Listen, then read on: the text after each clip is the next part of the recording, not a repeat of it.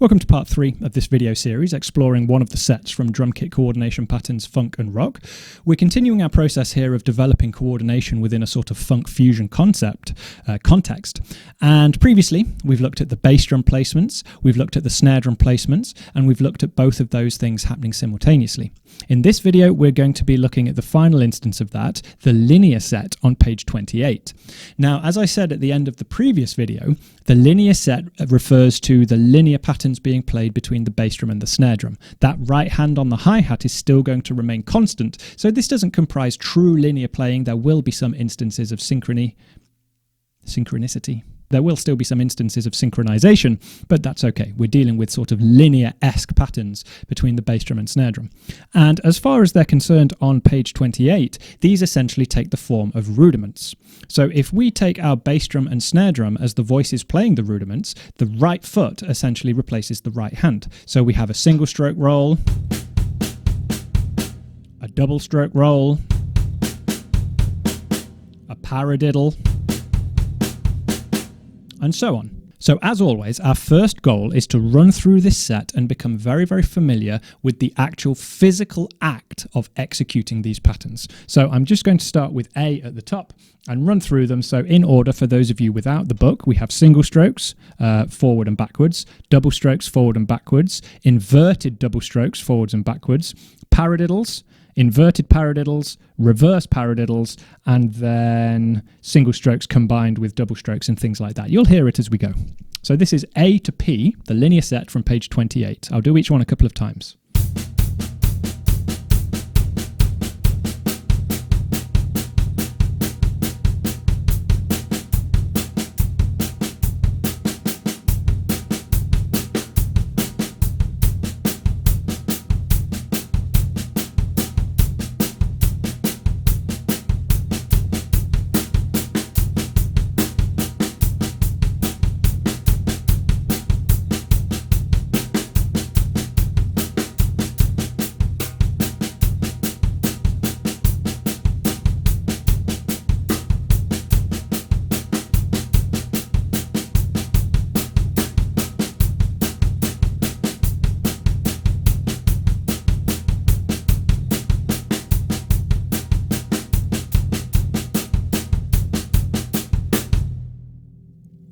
And now we have a nice array of sort of rudimental linear applications voiced between our bass drum and snare drum. Now again, these provide a really nice coordination challenge, but they don't necessarily produce anything particularly musical. So it is on us to turn these into something musical. To begin with, we're going to take exercise E, which is one of my favorites. It is an inverted double stroke roll beginning with the bass drum.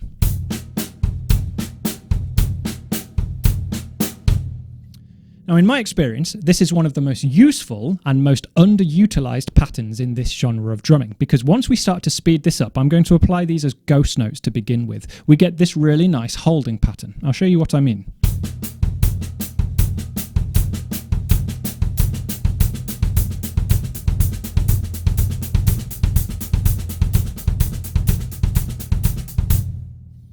Now again, on its own it doesn't sound like much, but once we've got that facility, we can start doing some really interesting things with it.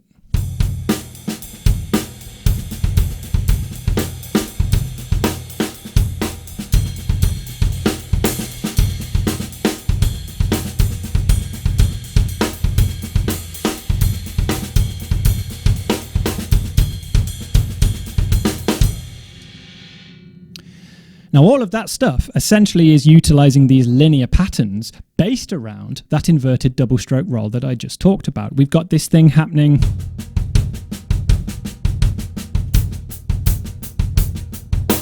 We're exploring the vocabularic applications of these in as musical manner as we are able to do so. Now, of course, in demonstrating that there, I'm displaying a lot of familiarity with this material. So how do we actually do this? How do we explore these vocabularic applications? And how do we become familiar enough with these ideas to actually apply them in the sort of way that I was demonstrating there? Well, we of course begin with one exercise at a time and become very, very familiar with it. We become very competent and confident in how it can be played and how it can be applied. Let's assume that we have already done that with exercise E. So we are already very, very comfortable technically playing it. Well, first of all, sticking with this basic phrase, we need to become confident in applying it as part of a larger context. So, to demonstrate this, I'm going to take a simple eighth note groove, the thing on which this whole thing is based.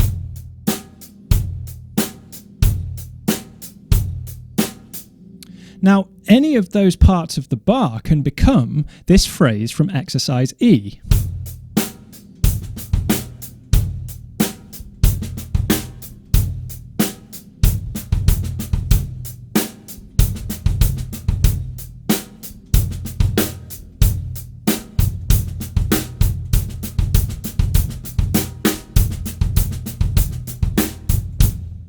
I'm really just exploring some very simple bass drum and snare drum placements, but using that pattern from E as a sort of focal point or as a transition point.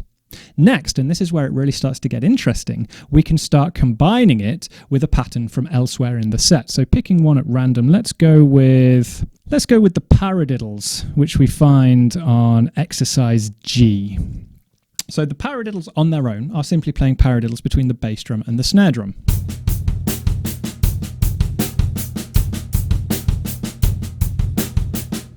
Now, as you know by now from the work we've done in the previous videos, we can play with the various ghost note and accent placements on that snare drum, on the strokes that fall on the snare drum.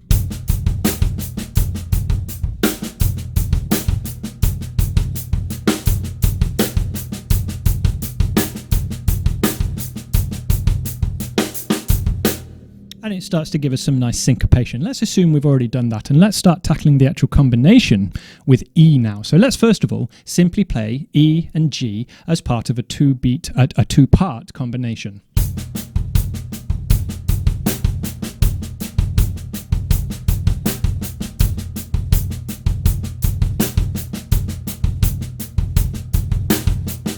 Now, as I'm playing that, I'm starting to develop ideas of how this can be used. I'm starting to hear it in a certain way. I'm starting to feel it in a certain way. And as I'm playing it, I'm starting to hear this natural emphasis on the fourth beat of the bar. Perhaps it's to do with the nature of the paradiddles. Perhaps it's to do with the nature of the inverted double stroke in the first half of the bar. But I'm really hearing an accent standing out on the fourth beat of the bar. So to explore this, I'm going to play all of the snare drum strokes leading up to it as ghost notes with a sole accent on beat 4 of the bar. 1 E and a 2 E and a 3 E and a 4 E and a 1 E and a 2 E and a 3 E and a 4 E and a. And we will probably hear how this is really complemented by the actual physical phrasing found between these inverted doubles and the paradiddles. Very slowly, it sounds like this.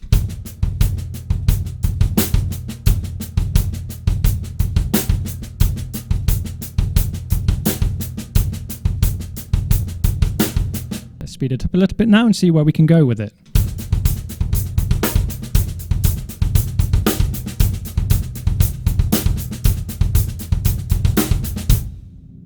And we've got this nice, again, this kind of funk fusion thing starting to happen, which is really nice.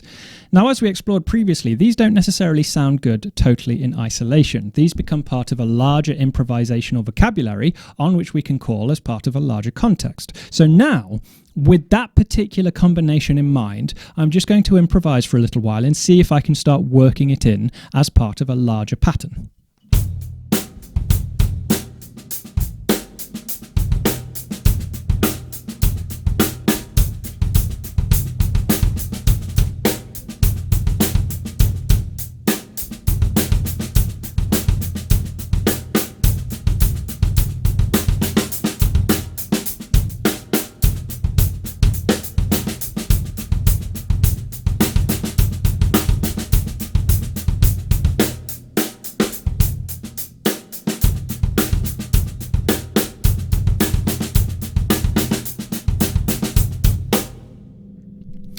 And you can start to hear how the sort of how this is going to progress, the sort of thing I'm going for there. Now, you will have heard, if you were paying attention there, and there's quite a lot going on, but if you were paying attention there, you would have heard some varying of the order. I didn't always stick to 2 times through the inverted double strokes and then 2 times through the paradiddles. So this brings us on to a pattern sort of like J, where the first beat of the bar is the inverted double stroke, and the second beat of the bar is a paradiddle.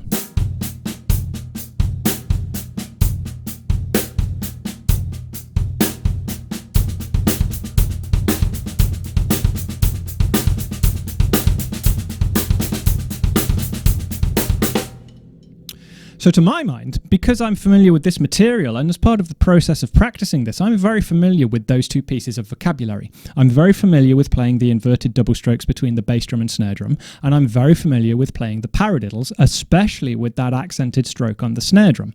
So when we have a pattern like E, and a pattern like G, which place those things individually, and when we have a combination like E and G, or a pattern like J that puts them together more closely, this is all just helping to form, strengthen and expand my knowledge and ability with actually two very simple patterns. I didn't play anything there that wasn't either an inverted double or a paradiddle, but I'm very, very comfortable with it, and combining them in certain orders that we start to develop a sense of freedom.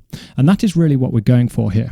So I'll leave it there. That's the essence of the linear set, and with it that completes our exploration of set 1.1.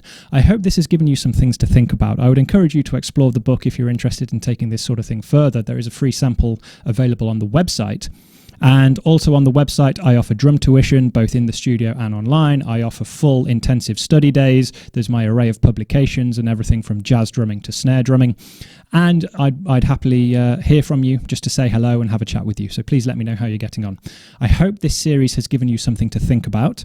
In future series, I will tackle later sets, and we'll see how we will see how the concept progresses over the course of the book, and we get into more advanced and more interesting material. But this is really the fundamental stuff that informs everything else that happens. So these three videos, set 1.1 is probably the best starting point. So I hope this has given you something to think about. Do come to the website and say hello. Let me know your thoughts, and I look forward to seeing you on the next one. Thank you very much, and good luck in your own practice.